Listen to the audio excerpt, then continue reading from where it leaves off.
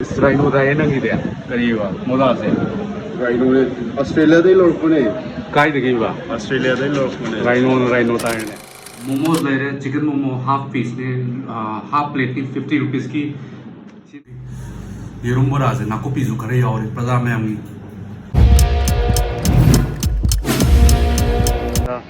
ngasi no blog se da akoi gi keno se obviously gi magi preparation kamai tori adagi magi opponent se kamai tobono kamai sana ga dagi kaina leidana ko mai opponent gi mamda kari khalli ko adi karamba type ki player no mai kai wa khallai ko lei do do haper wari tor je ko to hoje kai lami je keno hai jo Bruce Lee gi keno do energy drink ka protein bar ki ta log be lam ne ko to silo ma tu ma ga pet na ge to ngai biro ma for the next character shot को भैया protein bar होंगे red colour की देदा तंग हंगा Beko तो मकले में जे मजने में प्रोटीन सिपी जे अराउंड 180 रुपीस ने बस की प्रोटीन बार में जे अन चार ने तो सी मजले में सुनो 140 की रहता है रेड चिरक में ब्लू भी दे दो और ऑरेंज भी कितना कितना सर एक हाँ एक दे दो ग्रीन भी चल जाएगा ग्रीन वाला ही दे दो ठीक है लो रहा है बिलिंग तो होगा कोई जिम द चल रहा है को मैं ऐसे लो रहा है तो कई है तारे कोई ऑनलाइन द लेबुदो अदुना खरा तोंजबे ले सीजेंग सी गाइना थेंगदबा सोंदा ngana thokadabko office da eduna sidoina leirabo moi manak store lebedo so better online lo ne pai pange khara ए सी कई ड्रेस नंग से ले जीवा नंगे से लोगे किलोमीटर क्या हाल जी किलोमीटर 3 इंटर से लोगे पंगाम याम होया खूब कसे राइनो दा एनंग इदे करीवा मोदा से Rhino Australia dai lorpune काय de giwa Australia dai lorpune rhino ता ने अदो पोट पुरा ने हाचल लगे को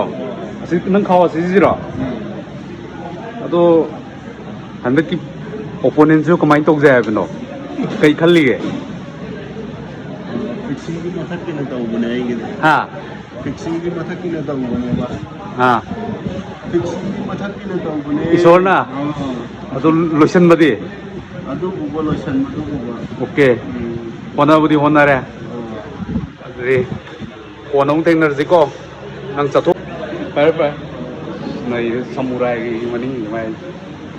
मा जिक याम वारे ngang ba khot budo kitang farak ta nsi de yung ching ma hore ay bako we to duna thoidok pa wari watai sana hol chen bu jung chalane kilometer liya mani pung ani mam khai ni ti chen de oni so ni yeng ji ko hore bai thena ya bra thena da bra ai ji anang jing khar cha ingang khar sa ra ga aduga sigi no magi lo jing wa bam de sai dum ba sim je angang ji le ga dum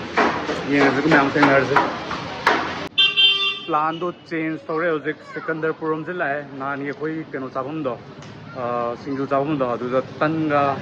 सिंजू गरा नत्रगा एक बोरारा कनो अदु मम charge को अदु लोइना ना ममांग दु जुमै momo king नम ले अदु मोमो जुम हावे अदु ट्राई तौर जे को मैं जस्ट वेट टू चरगा पुगनि सिना मोमो किंग है को अदु जस्ट अपोजिट कोई एनके किचन जे के एक ममांग जे दा सिकंदरपुर जे दा ले रे मोमो किंग है जे दा मोय जे पिकपा काउंटर सिस्टम आई तारे को अदु ओइदोइनी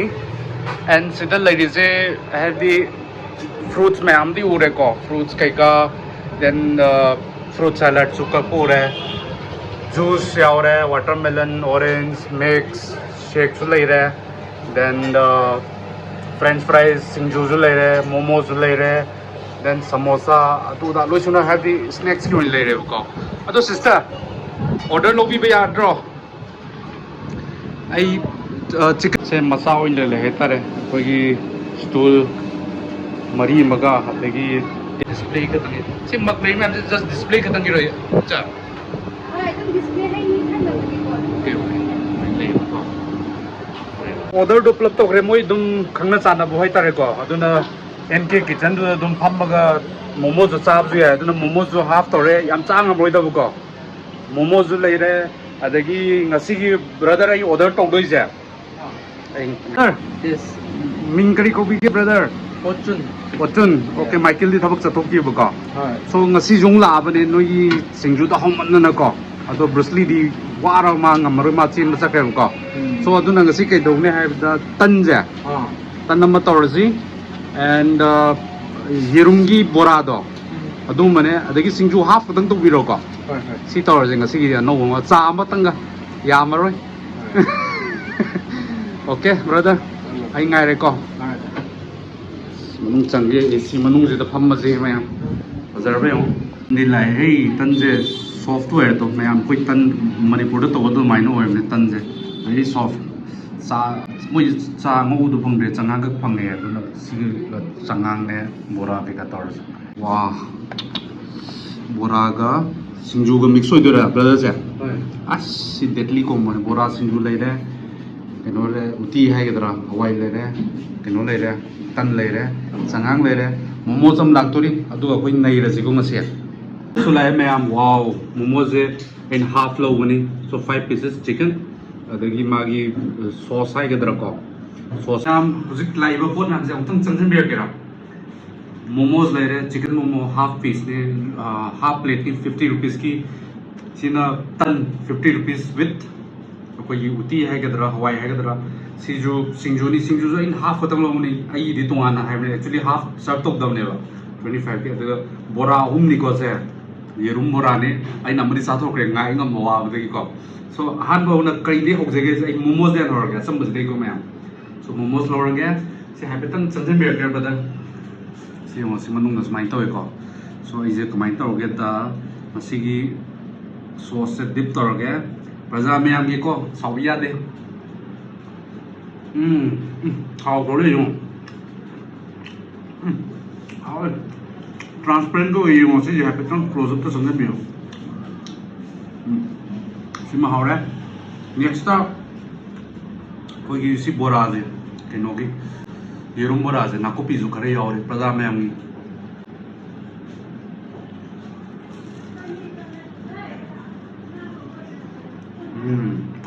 how mau lên đi mà rồi singju thì mày ăn không biết là mình đi còn sáu bia thì singju dưới này đấy đây là mày ăn singju thì màu bên này leng mày hay đi lùi singju ấy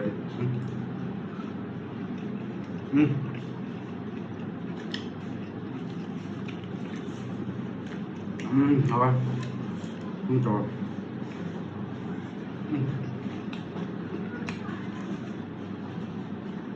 nhưng mà thằng rồi á okay chana ga dare khande haje ayuk tadi normally chana amne bai manipur di to masi mungkin jida hadung da wayam je saksa boy ne siun try tor ko yam da soft toy mai ke je ko yum da tan bang da mai toy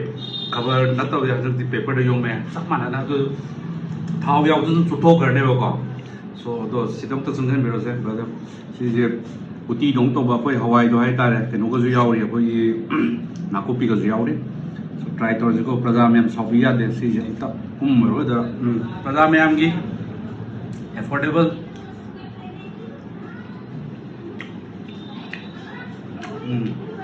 cái thùng cái tấm sầm này đúng không chẳng hạn cái này làm sao chẳng hạn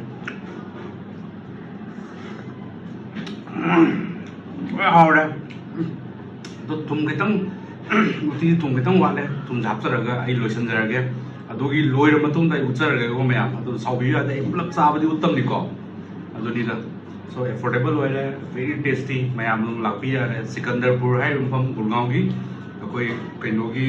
Guru Dronacharya metro station gi manak so ba Sikandarpur gi metro station manak ki ba sidha lei bane location gi ko description ke ka ekdam kaino YouTube ki hap saram ne thank you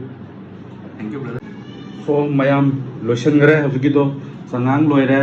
ade momo se amma ka kule me yam sangam dre bora ga singjugati as well as my favorite in a sim with first priority bora ka singjuga se tan je koi bora ju thau yaw ko so thau ji yamal ro na je kitang hold to re yam sa roi aduna ngasi ni sim ngasi gi low singu wa phom je sin yam hau kre so mayam char matung da ai पूरा लोयरे वारे हजिक brother का जो वारी वाताई संदर्भ में कोई Matthew की brother ने यंगर ब्रदर ने तारे माजू ꯑꯅꯧꯕ ꯀꯩ ꯍꯥꯏꯇꯥꯔꯦ you have come for the first time ꯍꯥꯏꯇꯥꯔꯦ ꯒꯨꯔꯒꯥꯎꯟꯗꯀꯣ ꯍꯣꯏ ꯑꯗꯨꯝ ꯊꯦꯡꯅꯕ ꯑꯣꯏꯁꯤꯀꯣ ꯕ꯭ꯔꯗꯔ ꯍꯣꯏ ꯌꯥꯝ ꯍꯥꯎꯔꯦ ꯊꯦꯡꯛ ꯌꯨ ꯁꯣ ꯃꯆ ꯌꯥꯝ ꯅꯨꯡꯉꯥꯏꯔꯦ ꯌꯦꯡꯉꯨꯀꯣ ꯑꯗꯨ ꯚꯤꯗꯤꯑꯣ ꯍꯥꯞꯄꯛꯀꯅꯤ ꯕ꯭ꯔꯗꯔ ꯍꯣꯏ ꯑꯣꯀꯦ